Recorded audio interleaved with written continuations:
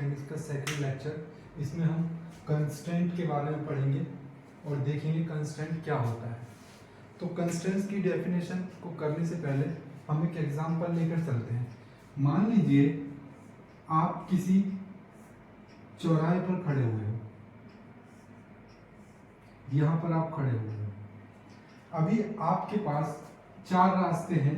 आप इधर भी जा सकते हो, इधर भी जा सकते हो, यहाँ भी जा सकते हो और यहाँ भी जा सकते हो। आप फ्री हो कहीं भी जाने के लिए। कह सकते हैं कि आपके ऊपर किसी भी तरीके का कोई कंस्ट्रेंट नहीं लगा हुआ।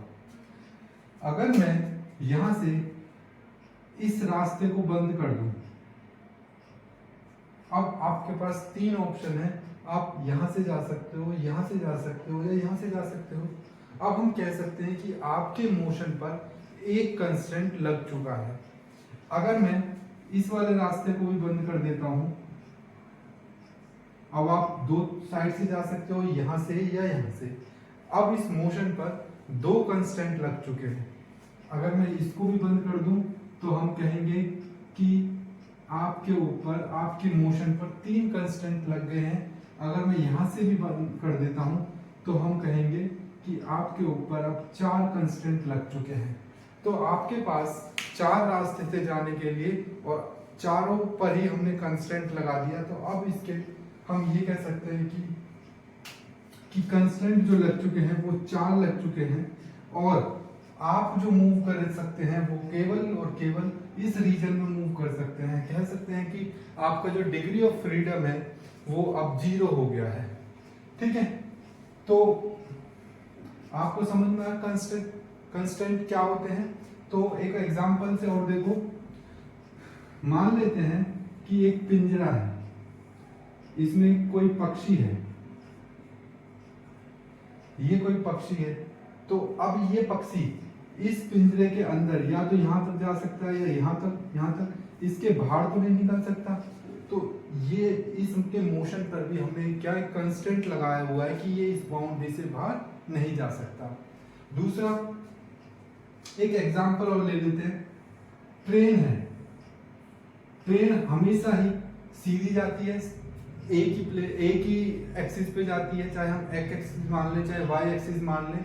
तो वहां पर कभी ऐसा नहीं होता कि ट्रेन जो है ऊपर की तरफ जा रही हो। तो यहाँ भी क्या है, कंस्ट्रेंट लगे हुए हैं। ट्रेन बाधित है केवल एक ही एक्सिस पर जाने के लिए। ठीक है बच्चों, तो कंस्ट्रेंट क्या है, किसी के मोशन को बाधित कर देना या लिमिट लगा देना कि वो इस तरीके से ही मूव करे। एक और एग्जांपल देखो। सिंपल पेंडुलम है, जैसे हमने इसकी लेंथ को फिक्स कर दिया है L। अब ये मूव करेगा केवल इस लेंथ तक ही मूव करेगा, इससे ज्यादा यहाँ पर मूव नहीं कर सकता। तो यहाँ पर भी हमने कंस्ट्रेंट लगाया हुआ है। तो ये सारे एग्जांपल से आपको समझ में आया होगा कंस्ट्रेंट क्या है। कंस्ट्रेंट वो लिमिटेशन है, वो रेस्ट्रिक्शन है या वो कंडीशन है जो हमने किसी के मोशन पर लगाई हुई है। ठीक है, जैसे अगर एक और एग्जांपल की बात करें, मान लीजिए कोई पार्टिकल सर्कुलर पाथ में मूव कर रहा है यहाँ पर, तो हमने उसको बाधित किया हुआ है कि वो इस रेंज से बाहर ना निकले। तो यहाँ पर भी वो क्या है, कंस्टेंट लगाया हुआ है हमने। ये मोशन क्या है, कंस्टेंट मोशन है। तो ये सब क्या है, वैसे नेचर में हर पार्टिकल चाहता है कि वो हर डायरेक्शन में मूव करे, वो एक्स में भी जाए, वाई में भी जाए, जेड में भी जाए। लेकिन अगर हम किसी के मोशन पर कुछ लिमिटेशन लगा देते हैं तो हम उसी को क्या बोलते हैं, कंस्ट्रेंट बोलते हैं। तो चलो डेफिनेशन से क्लियर करते हैं। द लिमिटेशन या रेस्ट्रिक्शन या condition on the motion of a particle या system are called constraint and motion is said to be constraint motion. Clear बच्चों, तो उस मोशन को बोलेंगे कंस्ट्रेंट मोशन और जो रेस्ट्रिक्शन हमने लगाई हुई है उनको बोलेंगे हम कंस्ट्रेंट। ठीक है बच्चों, उम्मीद करता हूं आपको बात समझ में आई होगी। तो यहाँ पर देखो, जैसे कि मैंने भी आपको एग्जांपल से बताया था, अगर मान लेते हैं कोई बॉक्स है हमारा, ठीक है, ये हमारे पास एक बॉक्स है,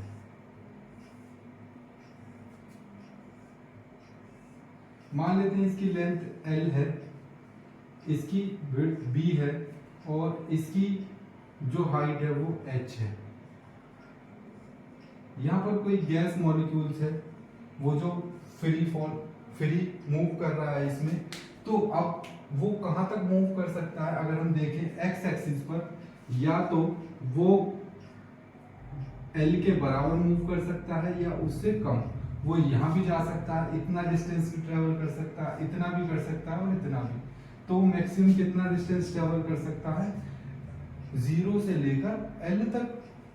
अगर हम y एक्सिस पर देखें तो वो 0 से लेकर b जो उसकी विड्थ है उतना डिस्टेंस ट्रेवल कर सकता है। और z की बात करें तो z वो h तक, 0 से लेकर h तक। L B H इनसे ज्यादा वो बाहर नहीं जा सकता। तो हम इस तरीके के मोशन को बोलते हैं कंस्ट्रेंट मोशन। ठीक है बच्चों, अब आपको ये बात समझ में आ गई। अब इसके हम टाइप्स के बारे में देखेंगे बच्चों। ये इसके मेनली तो इसके हम 2 टाइप्स पढ़ेंगे, ठीक है, होलोनोमिक्स और नॉन होलोनोमिक्स। चलो देखते हैं, ये बात समझ में आ गई आपको। कंस्ट्रेंट क्या है? कंस्ट्रेंट किसी भी मोशन पर या किसी पार्टिकल के मोशन पर लगाई गई कंडीशन, लिमिटेशन है जो उस मोशन को हमारे हिसाब से चलने के लिए मजबूर करती है। ठीक है बच्चों, अब देखते हैं इसके टाइप ऑफ कंस्ट्रेंट।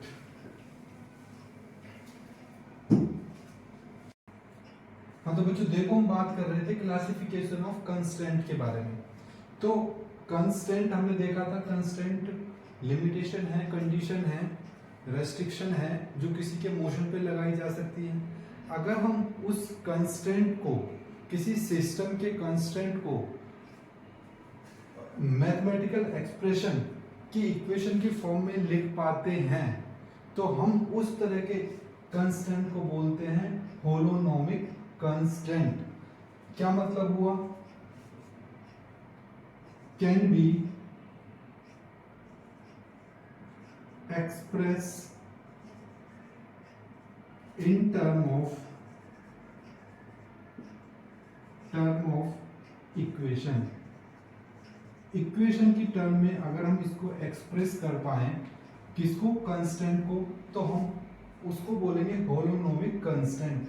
मतलब ये हुआ कि हम इसको इस तरीके से लिख सकते हैं कि वो constant n number of particles हो सकते हैं बच्चों उसमें,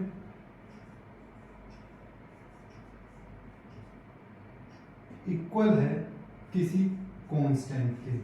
इस कांस्टेंट की वैल्यू कुछ भी हो सकती है बच्चों, 0 भी हो सकती है। अगर हम इस फॉर्म में किसी कांस्टेंट को लिख पाते हैं तो हम उसको बोलेंगे होलोनोमिक कांस्टेंट। ठीक है बच्चों, अगर हम किसी कांस्टेंट को इस फॉर्म में या कहें इस इक्वेशन की फॉर्म में लिख पाते हैं तो हम बोलेंगे कि वो कौन सा कांस्टेंट है? Holonomic constant. अगर हम इसको इस फॉर्म में नहीं लिख पाते हैं तो हम उसको बोलेंगे नॉन होलोनोमिक कांस्टेंट। तो अगर if can't express in the form of equation तो क्या बोलेंगे? Non holonomic equation. तो इक्वल का साइन ना हो, वो फंक्शन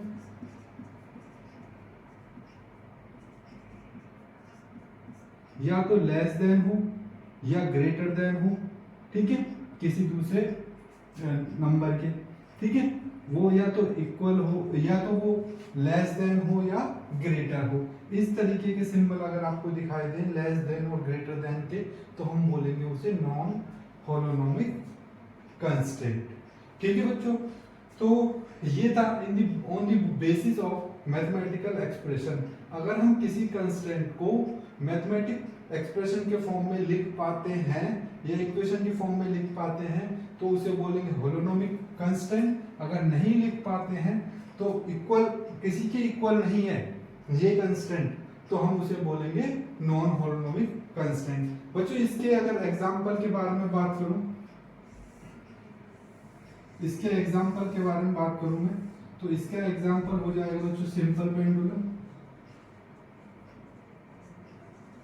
सिंपल पेंडुलम कैसे? जब हम सिंपल पेंडुलम की बात करते हैं तो हमने यहाँ पे कौन सा कांस्टेंट लगाया हुआ है? कांस्टेंट है कि इसकी जो L है वो कांस्टेंट है, तो हम इसको ऐसे लिख सकते हैं ना, L is equal to constant. आगे बच्चों बात समझ में? तो इक्वल की फॉर्म में लिख दिया हमने, इक्वेशन की फॉर्म में लिख दिया, तो ये कौन सा कांस्टेंट हुआ? ये हुआ हमारा होलोनोमिक कांस्टेंट। एक और एग्जांपल देखो रिजिड बॉडी का। बच्चों दिखाई दे रहा है क्या? देखो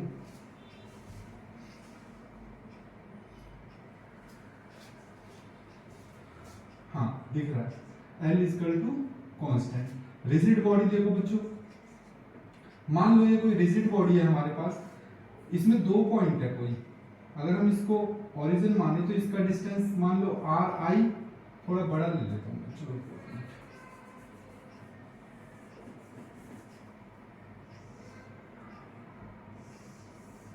मान लेते हैं ये कोई बॉडी है हमारी रिजिड बॉडी, इसमें 2 पॉइंट है बच्चों, हम यहां से मेजर कर रहे हैं मान लेते हैं, तो ये पॉइंट हमारा r i है मान लो, और ये पॉइंट हमारा r j है। इनके बीच के डिस्टेंस को हमने c i j से रिप्रेजेंट किया बच्चों। ये डिस्टेंस r i लिया है, ये डिस्टेंस r j लिया है, और इनके बीच का डिस्टेंस c i j लिया है। तो हम क्या ऐसा नहीं लिख सकते r i minus r j equal to c i j, ऐसा लिख सकते हैं। और इसके उल्टा ऐसा भी लिख सकते हैं r j minus r i equal to minus c i j। अगर हम इस प्रॉब्लम को सॉर्ट आउट करें तो इसको स्क्वायर की फॉर्म में लिख सकते हैं, r i minus r i j इस square is equal to c i j का स्क्वायर।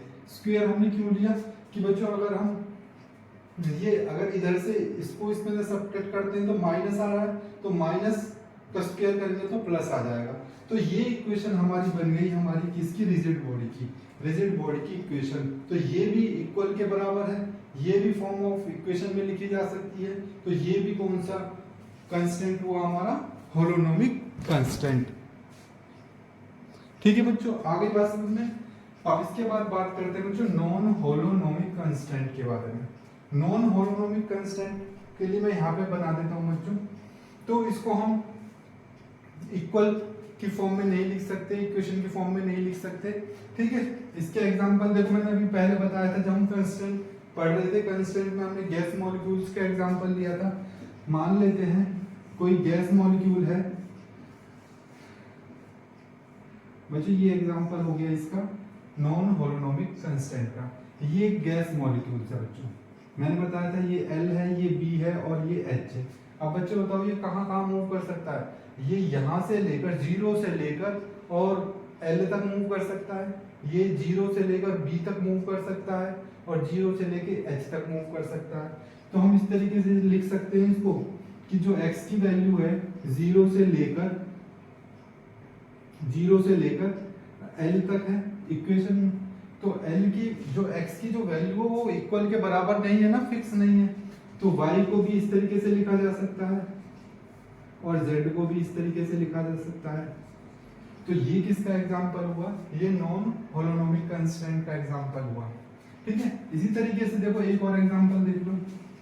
अगर हम कोई स्फीयर ले, ये स्फीयर है, इसके अंदर कोई पार्टिकल है, वो अगर मूव कर रहा है, गैस मॉलिक्यूल्स मान लो, वो अगर मूव कर रहा है ये r रेडियस के स्फीयर में, तो उसके जो मूवमेंट को किस तरीके से रिप्रेजेंट करें कि वो जो मूव कर रहा है वो इससे बाहर तो नहीं आ रहा ना, तो उसकी जो मूवमेंट है वो या तो इक्वल होगी r के या कम होगी इसके रेडियस से।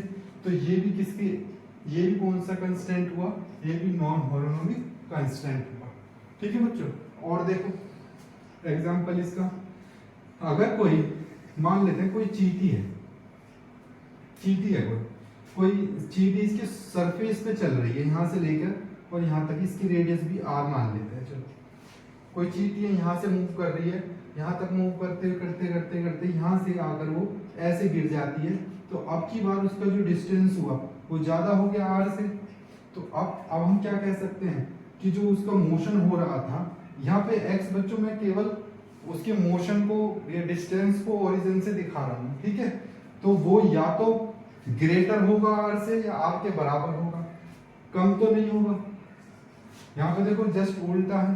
तो ये भी क्या हुआ हमारा नॉन होलोनोमिक कांस्टेंट, ठीक है। अच्छा एक चीज और देखो, आप लोग जब सड़कों पे घूमते हो या ड्राइव करते हो तो आपने एक चीज लिखी देखी होगी, लिमिट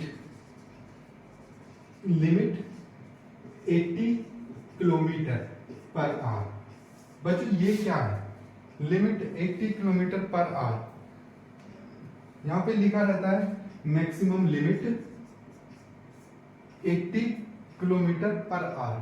अब जहां पे ये लिखा हुआ हो इसका मतलब ये भी तो एक कांस्टेंट ही है कि हमें बोला गया है कि इससे ज्यादा लिमिट नहीं होनी चाहिए या स्पीड नहीं होनी चाहिए मोशन की। तो हम इसको भी अगर लिखें तो उसकी वेलोसिटी या तो कम हो या इक्वल हो 80 के। तो ये भी किसका एग्जांपल हुआ, नॉन होलोनोमिक का। मान लेते हैं कहीं पर ये लिखा हो minimum limit 40 kilometre, minimum limit 40 kilometre. तो ये भी कांस्टेंट हुआ, मिनिमम लिमिट 40 किलोमीटर, ये भी कांस्टेंट हुआ। इसको मैं ऊपर लिख देता हूँ बच्चों, दिखाई नहीं दे रहा, इसको रब कर दूं क्या, चलो रुको। Minimum limit 40 kilometre per hour. इसका मतलब ये हुआ कि 40 से कम नहीं चला सकते, ये भी एक लिमिट लगा दी, ये भी एक कांस्टेंट हुआ। तो या तो 40 से ज्यादा हो या 40 हो। तो यहाँ पर उसकी वेलोसिटी ग्रेटर और इक्वल 40 हो गई। तो ये भी किसका एग्जांपल हुआ बच्चों, ये भी तो नॉन होलोनोमिक कांस्टेंट का ही एग्जांपल हुआ ना। तो उम्मीद करता हूँ आपको होलोनोमिक और नॉन होलोनोमिक में डिफरेंस पता चल गया होगा, जिसको हम इक्वेशन की फॉर्म में, इक्वल की फॉर्म में डिनोट कर पाए, रिप्रेजेंट कर पाए, वो होता है हमारा होलोनोमिक। और जिसको नहीं कर पाए, जिसमें less than greater than symbol आते हैं, वो होता है हमारा नॉन होलोनोमिक कांस्टेंट। ठीक है बच्चों, इतनी बात समझ में आ गई, इसे रब कर दूं।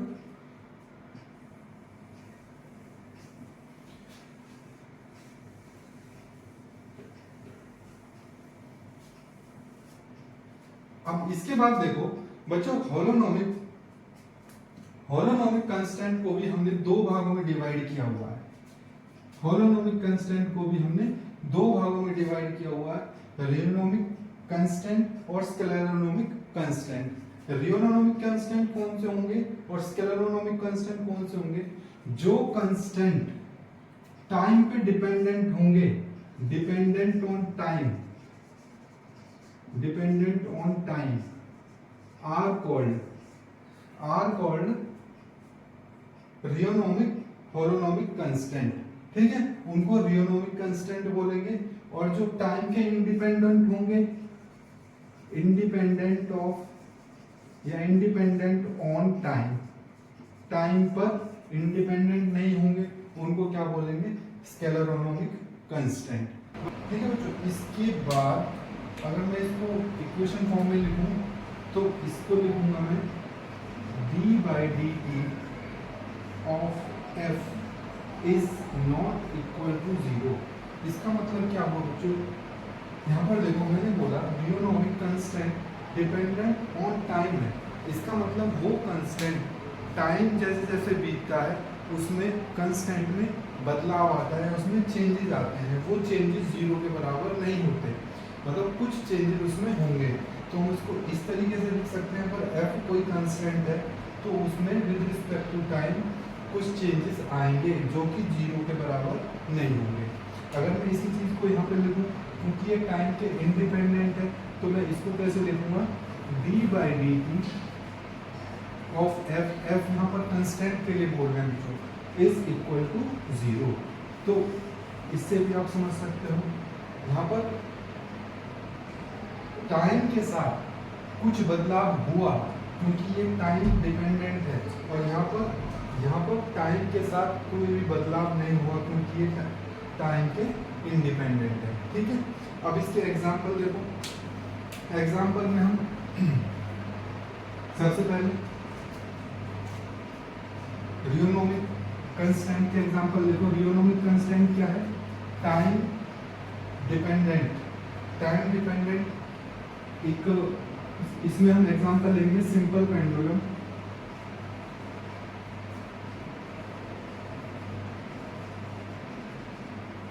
पेंडुलम विद वेरिएबल लेंथ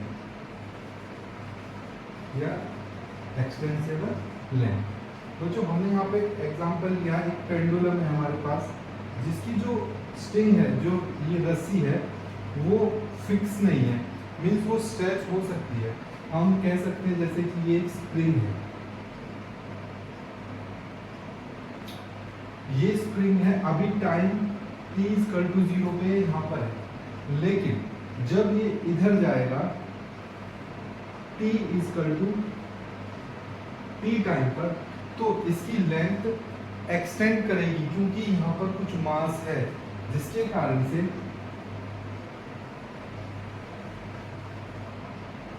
मैं थोड़ा सा और बना देता हूँ, ये क्या करेगी, थोड़ी सी एक्सटेंड करेगी t टाइम पर, जिसके कारण से जो लेंथ L थी वो L ना होते वो L+x हो जाएगा। अब बच्चों आप बताओ कि आप जानते हो कि जो सिंपल पेंडुलम होता है वो कैसे मूव करता है? एक सर्कुलर पाथ में मूव करता है, और सर्कुलर पाथ की जो इक्वेशन होती है वो होती है x² + y² = r²। यहाँ पर r क्या है? ये लेंथ है। अगर ये स्ट्रेचेबल नहीं होता तो इस तरीके से मूव करती। तो अब इस r की जगह मैं l लिख सकता हूँ, और l की जगह जो टाइम के हिसाब से जो चेंज हो रही है उसको लिख सकता हूँ x का स्क्वायर। अब बच्चों एक बात बताओ, ये x की वैल्यू टाइम के साथ साथ चेंज होती रहेगी, तो इस इक्वेशन को हम कह सकते हैं कि ये किसकी है? रियोनोमिक कांस्टेंट की। यहाँ पर जो x की वैल्यू है वो टाइम पर डिपेंडेंट है, जैसे जैसे टाइम बढ़ेगा या कम होगा वैसे वैसे इसकी वैल्यू चेंज होती रहेगी, और हमें ये इक्वेशन मिलेगी जो कि किसकी इक्वेशन होगी? रियोनोमिक कांस्टेंट की। समझ में आ गई बच्चों? तो यहाँ से जो ये कांस्टेंट की वैल्यू होगी वो चेंज होती रहेगी। इसके बाद एग्जांपल देखते हैं हम स्केलरोनोमिक का। स्केलरोनोमिक में मैंने बताया था कि यहाँ पर टाइम के हिसाब से कोई बदलाव नहीं होता, टाइम कितना भी बीत जाए जो कांस्टेंट है वो वैसे का वैसे ही रहेगा। इसका फर्स्ट एग्जांपल तो सिंपल पेंडुलम ही हो सकता है। देखो पहले हमने एग्जांपल लिया था, ये जो लेंथ थी वो वेरिएबल लेंथ थी, एक्सटेंशन हो रहा था उसमें, लेकिन एक फिक्स लेंथ ले लें, ये हमारे रिजिड सपोर्ट है, और अब की बार इसकी लेंथ चेंज नहीं हो रही है, ये L है तो ये भी L है। तो इसकी जो इक्वेशन बनेगी बच्चों सर्कुलर पाथ की, x² + y² = L²। चाहे टाइम कितना भी बीत जाए, इसकी जो L है वो फिक्स रहेगी, या R है जो वो फिक्स रहेगी। तो ये इक्वेशन बनेगी हमारी स्केलरोनोमिक कांस्टेंट की। ठीक है, इसकी एक और एग्जांपल देख लो इसका। जैसे कोई रिजिड बॉडी है बच्चों, इस पे 2 पॉइंट है, A एंड B, इनके बीच अगर हम इसका डिस्टेंस देखें, इसको हम Ri से डिनोट कर सकते हैं और इसको हम Rj से, और इनके बीच का डिस्टेंस है Cij। तो यहाँ से मैंने पहले आपको बताई थी जिसकी जो इक्वेशन बनती है Ri, यहाँ पे लिख देते हैं Ri - Rj का स्क्वायर = Cij का स्क्वायर।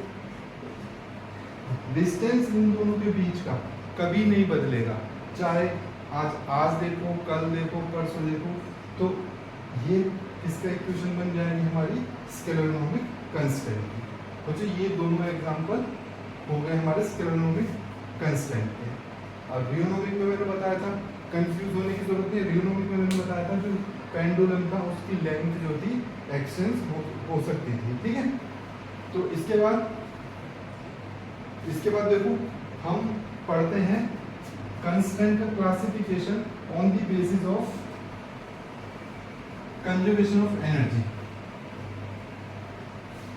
बच्चों देखो जैसे आपको पता है जो कंस्टेंट है, कंस्टेंट का मतलब क्या होता है कि वो मोशन का एक तरीके से लिमिट लगा रहे हैं मोशन पर, तो हम कह सकते हैं कि वो एक फोर्स की तरह काम करते हैं। कंस्टेंट भी एक फोर्स होते हैं।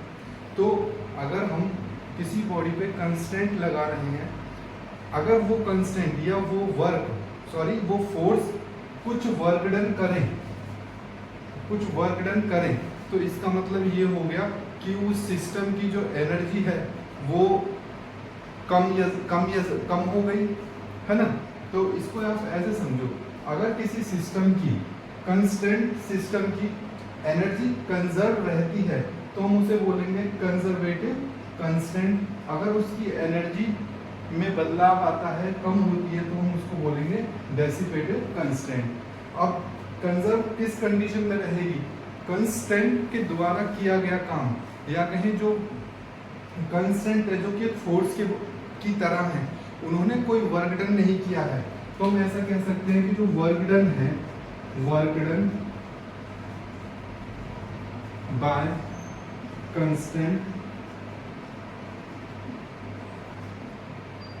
W इज इक्वल टू 0 हो, तो हम बोलेंगे कि उसकी जो एनर्जी है, जो सिस्टम की जो एनर्जी है वो कंजर्व है, और जो उस पे कंस्टेंट लगा हुआ है वो क्या है? कंजर्वेटिव। समझ में आई बच्चों? इसका एग्जांपल भी सिंपल पेंडुलम हो सकता है बच्चों। सिंपल पेंडुलम में हम यहाँ पर ये मीन पोजीशन है, ये एक्सट्रीम पोजीशन होगी बच्चों। यहाँ पर जो एनर्जी होती है, पोटेंशियल एनर्जी मैक्सिमम होती है और काइनेटिक एनर्जी 0 होती है।